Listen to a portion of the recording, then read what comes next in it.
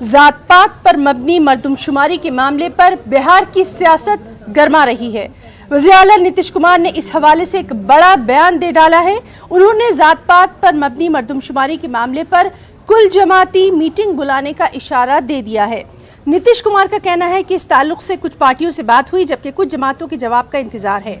नीतीश कुमार ने मजीद कहा कि सभी जमातों के ख्यालात जानने के लिए मीटिंग बुलाई जाएगी। कुल जमाती मीटिंग के नताइज पर तजवीज़ रियासती काबीना को पेश की जाएगी, जबकि बीजेपी का कहना है कि वो इस मामले पर अपनी बात मीटिंग में रखेगी।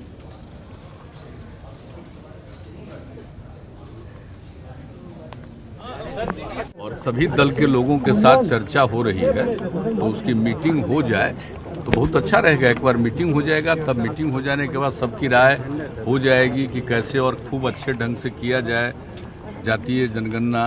तो उसके लिए सबकी राय ले करके और फिर उसके बारे में सरकार अंतिम रूप से निर्णय ले करके, और सरकार में भी हम लोगों ने इसके लिए पूरी तैयारी की है, लेकिन सबकी राय हो जाएगी और मिल करके तब कैबिनेट में प्रस्ताव जाएगा।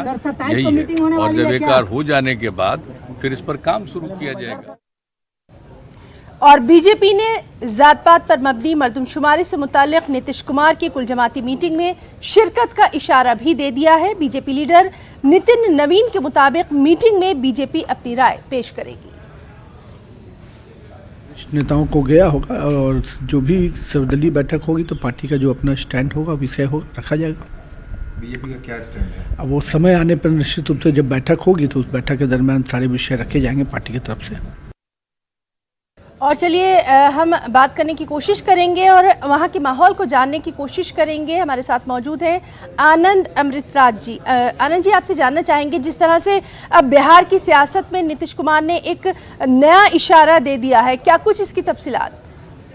देखिए ना, अब से कुछ पहले मुख्यमंत्री नीतीश कुमार से जब जातीय जनगणना को लेकर सर्वदलीय बैठक के बारे में जानकारी दी गई तो उन्होंने कहा कि तमाम पार्टियों से संपर्क किया जा रहा है और तमाम पार्टियों की राय जब एक हो जाएगी उसके बाद एक सर्वदलीय बैठक का आयोजन किया जाएगा और उस बैठक में तय हुआ कि जातिगत जनगणना बिहार में कब कराना है। और अगर सारे पार्टियों की राय एक हो जाती है तो जल्द से जल्द बिहार कैबिनेट की बैठक बुलाई जाएगी और कैबिनेट में तय कर लिया जाएगा कि बिहार में जो जातीय जनगणना की मांग हो रही है उसे कैसे करवाना है, उसका प्रारूप क्या होगा।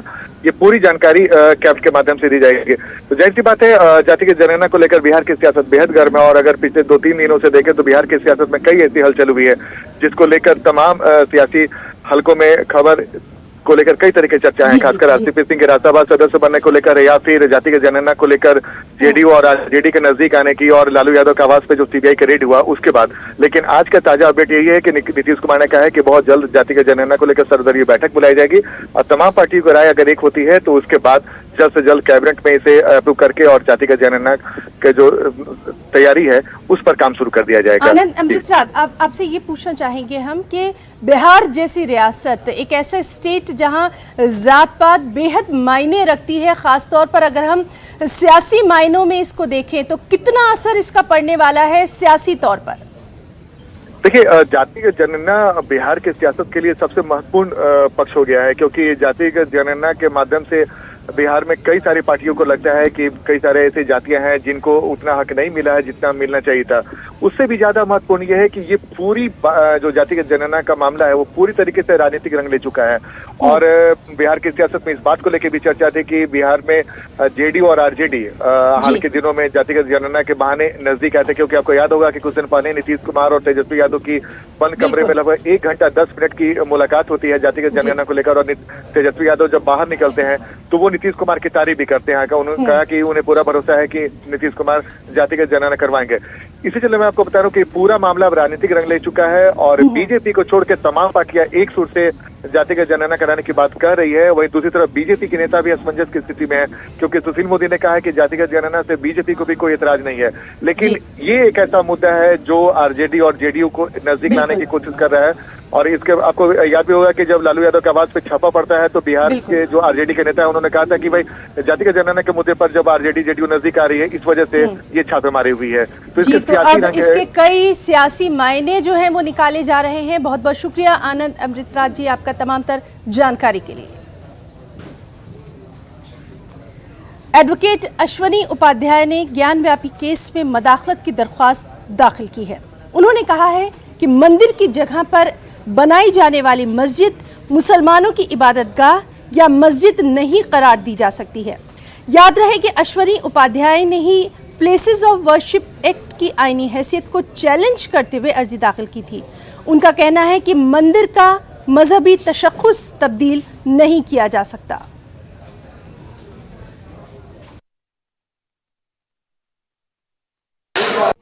मंदिर पूजा स्थल है और मस्जिद प्रार्थना स्थल। Temple is a place of worship and mask is the place of prayer. Place of worship और प्लेस ऑफ प्रेयर में जमीन आसमान का अंतर होता है। प्लेस ऑफ वर्शिप उसको कहते हैं, पूजा स्थल उसको कहते हैं जहां भगवान रखे जाते हैं, उनकी प्राण प्रतिष्ठा होती है, उनका जलाभिषेक होता है, उनको फल चढ़ाते हैं, उनको मिष्ठान देते हैं, उनका भोग लगाते हैं और फिर वहीं पे जो देवता है उन्हीं की पूजा की जाती है। उसको कहते हैं पूजा स्थल, मंदिर। जबकि मस्जिद में भगवान नहीं रहते, मस्जिद में खुदा नहीं रहते। मस्जिद is a place of prayer, simply इबादत का स्थान है।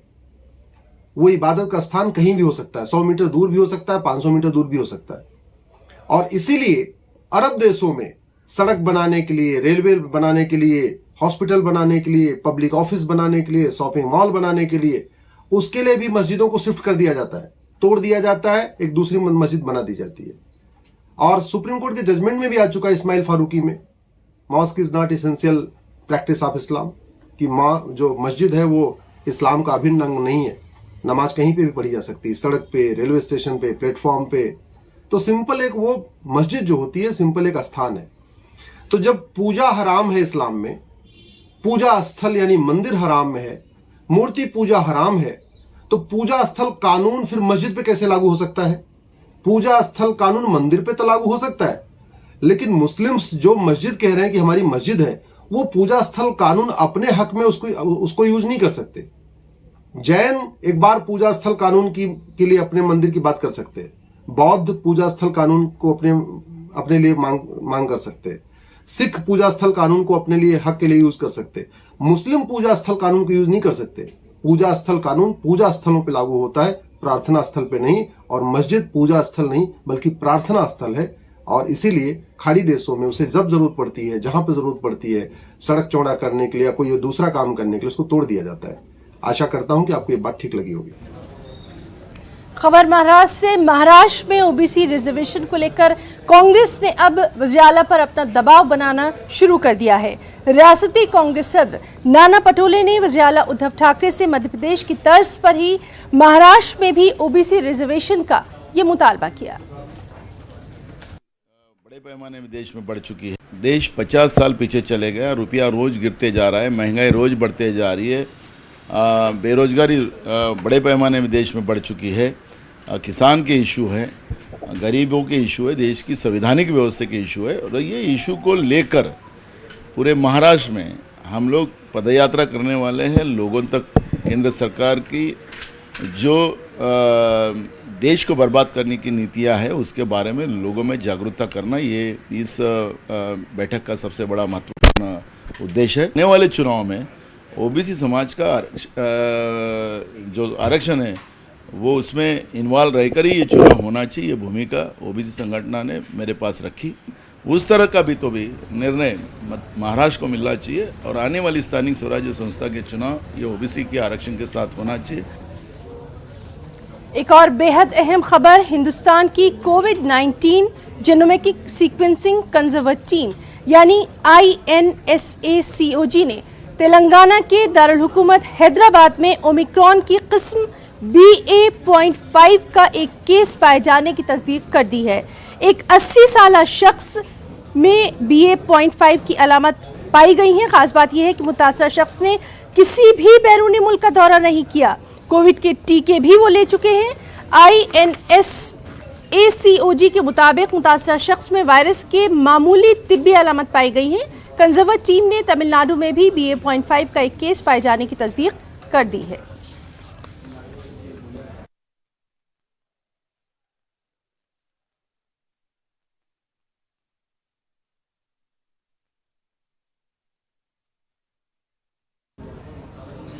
खबरों में रुकना चाहेंगे एक छोटे से वक्फे के लिए, जल्द लौटेंगे।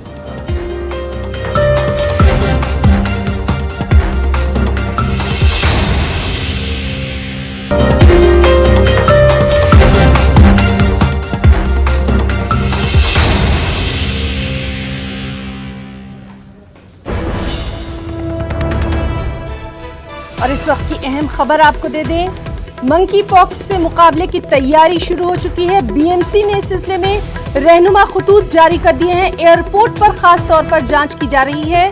बैरून मुल्क से आने वाले लोगों की यहां पर जांच की जा रही है और यही नहीं बल्कि कस्तूरबा अस्पताल में खुसूसी वार्ड भी इसके लिए बनाए गए हैं। मुश्तबा मामलों के नमूनों की यानी मुश्तबा मामलों के सैंपल्स की जांच पुणे में की जाएगी। तो बेहद अहम खबर मुंबई से, जहां मंकी पॉक्स से मुकाबले की तैयारी की जा रही है। बीएमसी ने इसके लिए बाकायदा रहनुमा खतूत भी जारी कर दिए हैं। एयरपोर्ट पर बैरून मुमालिक से आने वालों की खास जांच की जा रही है। कस्तूरबा अस्पताल में इसके लिए स्पेशल वार्ड्स भी बना दिए गए हैं और मुश्तबा मामलों के सैंपल्स की जांच पुणे में की जाएगी। और एक और अहम बैनुल-अक़वामी खबर आपको दे दें, मंकी पॉक्स को लेकर बेल्जियम में सख्त इक़दामात देखे जा रहे हैं। मंकी पॉक्स की अलामत पाए जाने पर क्वारंटीन को लाजमी करार दे दिया गया है। बेल्जियम ने 21 दिन का क्वारंटीन लाजमी करार दिया है। तो अहम खबर मंकी पॉक्स के ताल्लुक से, जहां लगातार WHO की वार्निंग के बाद तमाम तर मुल्क जो हैं अपने अपने तौर पर इक़दामात कर रहे हैं और अब बेल्जियम से ये अहम खबर, जहां मंकी पॉक्स की अलामत पाए जाने पर 21 दिन का क्वारंटीन लाजमी करार दे दिया गया है। मंकी पॉक्स से मुतालिक गाइडलाइंस जारी करने वाला पहला मुल्क बन गया है बेल्जियम। आपको बताएं कि यूरोप में बहुत तेजी के साथ मंकी पॉक्स के मामले देखे जा रहे हैं। बरतानिया में अभी तक मंकी पॉक्स के तकरीबन 20 मामले सामने आए हैं।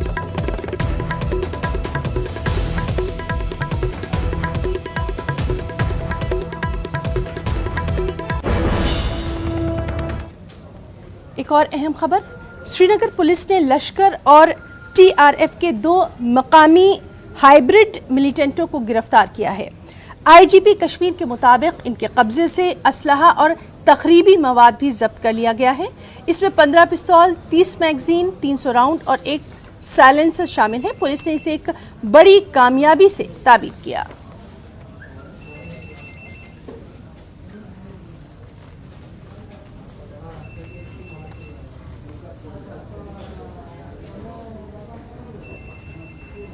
खबर मध्य प्रदेश से, मध्य प्रदेश के वज़ीर आला शिवराज सिंह के जरिए बच्चों के लिए घर घर से खिलौना जमा करने के लिए हाथ ठेला लेकर निकलने के ऐलान पर सियासत गरमा गई है।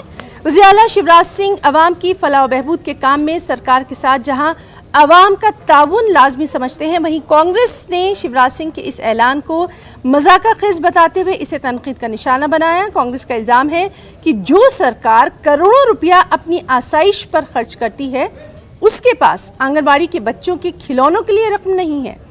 बच्चों के लिए खिलौना जमा करने के लिए सीएम 24 मई को भोपाल की सड़कों पर हाथ ठेला लेकर निकलेंगे।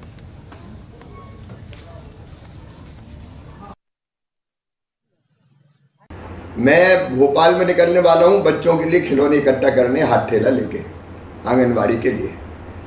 ये मेरा एक मिशन है लोगों को जोड़ने का कि हमारे बच्चे कुपोषित क्यों रहे।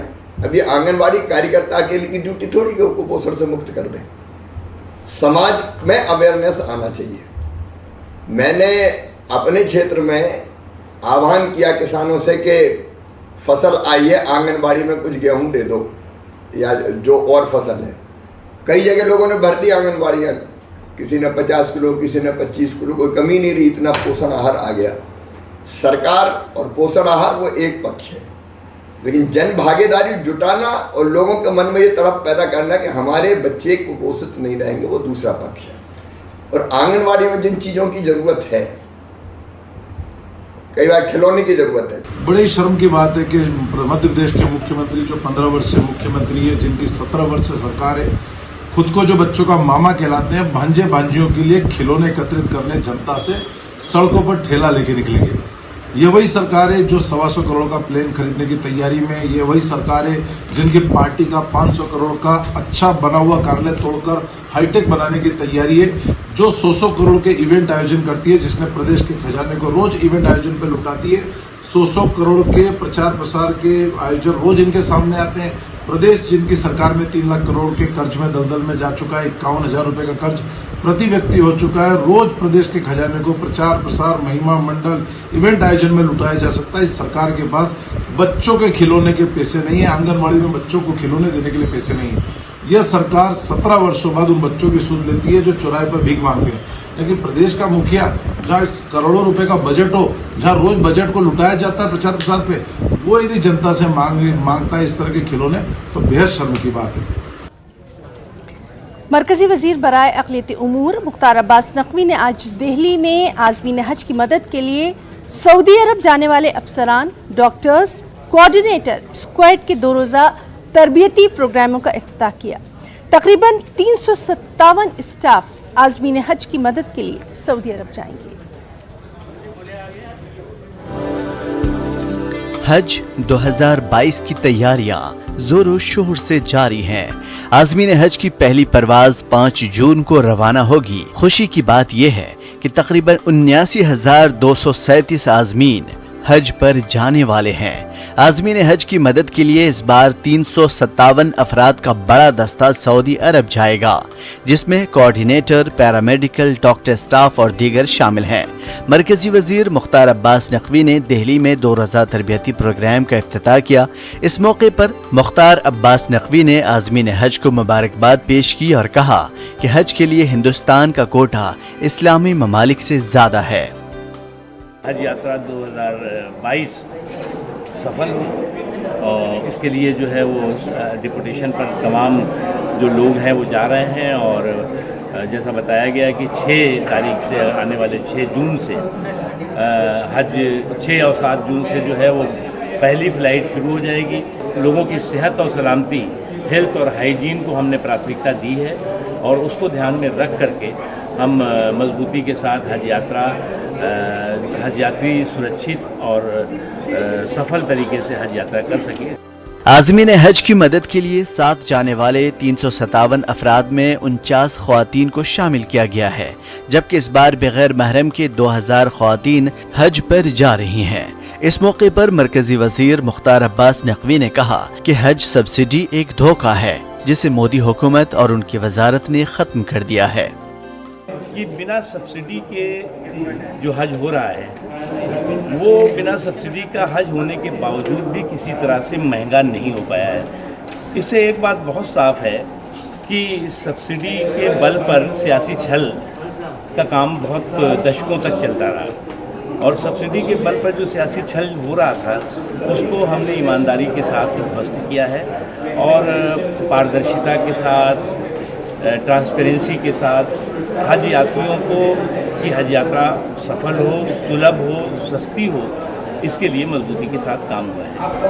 आज़मीन की मदद के लिए जाने वाले अफराद को 2 दिन में सेहत, सिक्योरिटी, रिहाइश और ट्रांसपोर्ट जैसे मसाइल पर मालूमात और तरबियत दी जाएगी।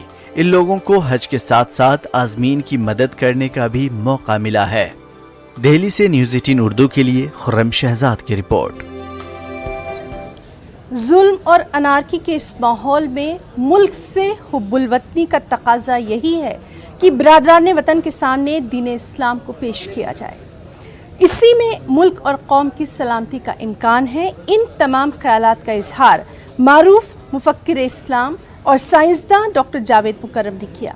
वो औरंगाबाद के डॉक्टर रफ़ीक ज़करिया कैंपस में ईद मिलन प्रोग्राम से खिताब कर रहे थे। एक रिपोर्ट।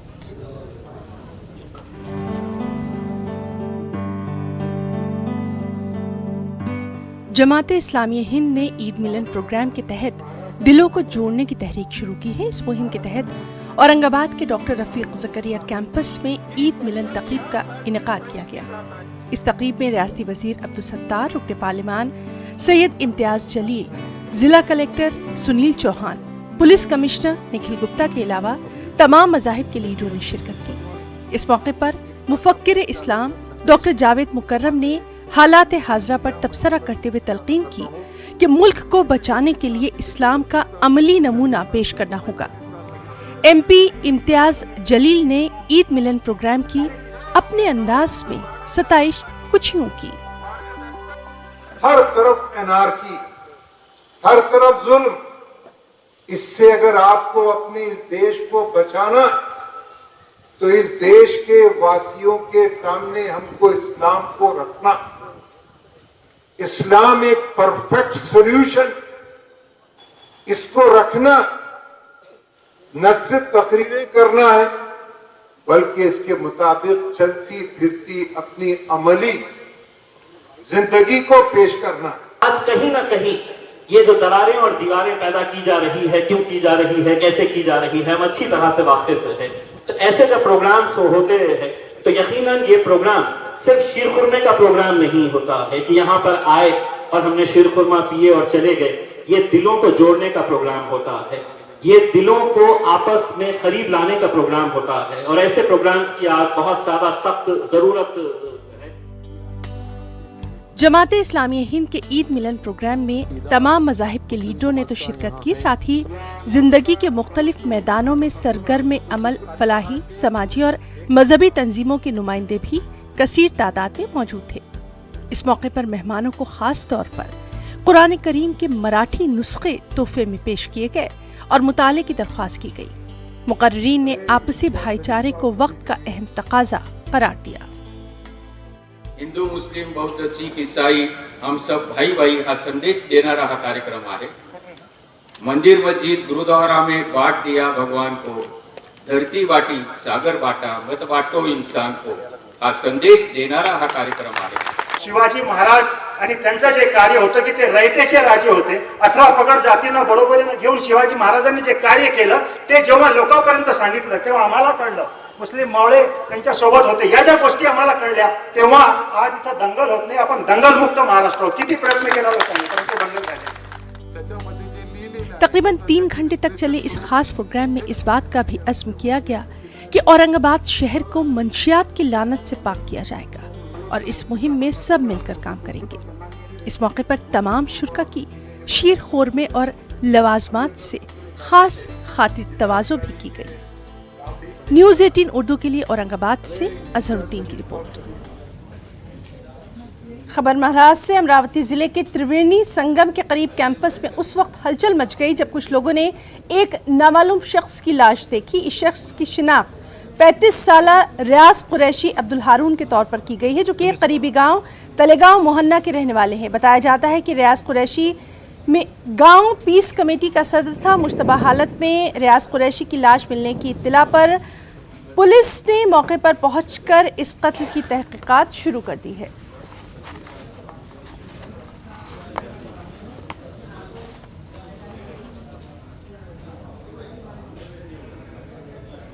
तो न्यूज़ रूम लाइव में आज के लिए फिलहाल इतना ही। हमारी पूरी टीम को दें इजाजत। आदाब।